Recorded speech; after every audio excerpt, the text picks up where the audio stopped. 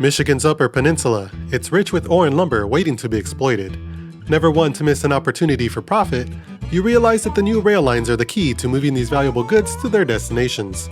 So put on your investor hat and get ready to start the Soo Line.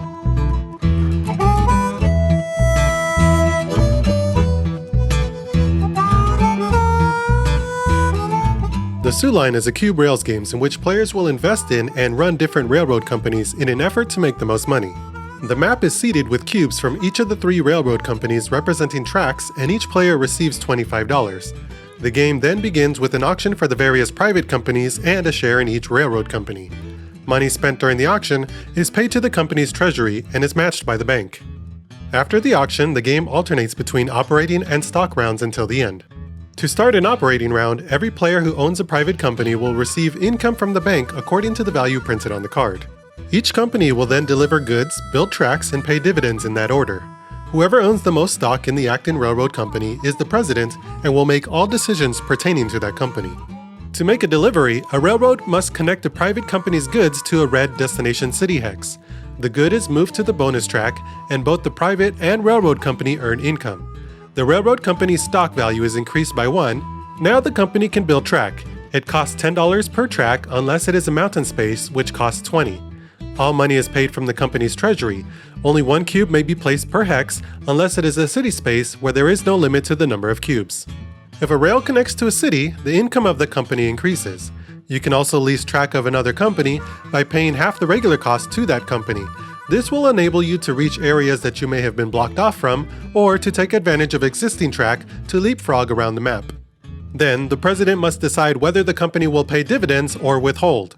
If the company pays dividends, every share will pay its owner the amount indicated on the income track. If it withholds, the company treasurer will receive 10 times the amount indicated on the income track. However, investors will be angry, and the stock value of the company will decrease 1 space for each share owned by players. After the operating round, the stock round begins, and every player will get a chance to buy a single share in any available company. Doing so will increase its stock value by 1 space.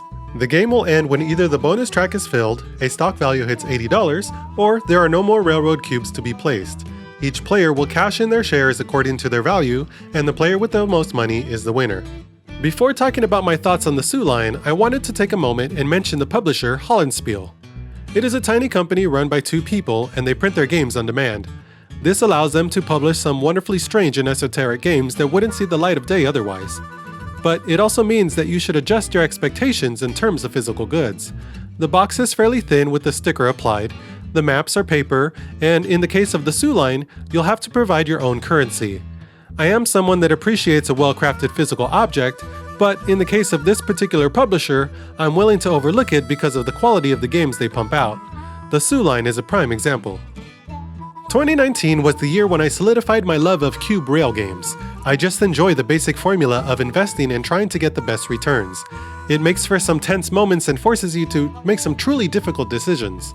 Every investment in one company usually means giving up an opportunity to invest in another. It's those trade-offs that really separate a simple decision from a meaty one. But most importantly, it forces you to interact with your opponents in really interesting ways.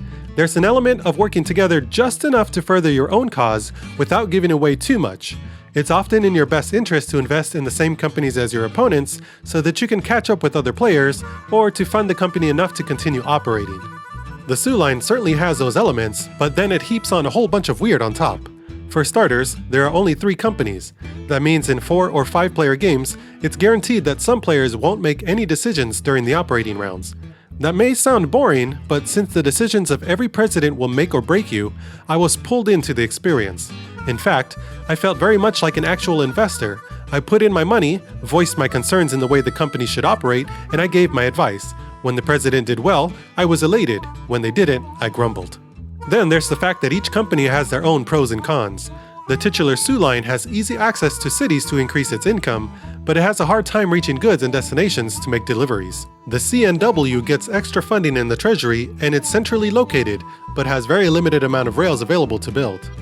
And the DSSA has a section of free track that it can build, but getting there means going through the expensive mountain terrain. I know that I'll never be good enough to plumb the depths of any one cube rail title, but I can appreciate the wrinkles that each game throws at me, and in the case of the Soo Line, its quirkiness.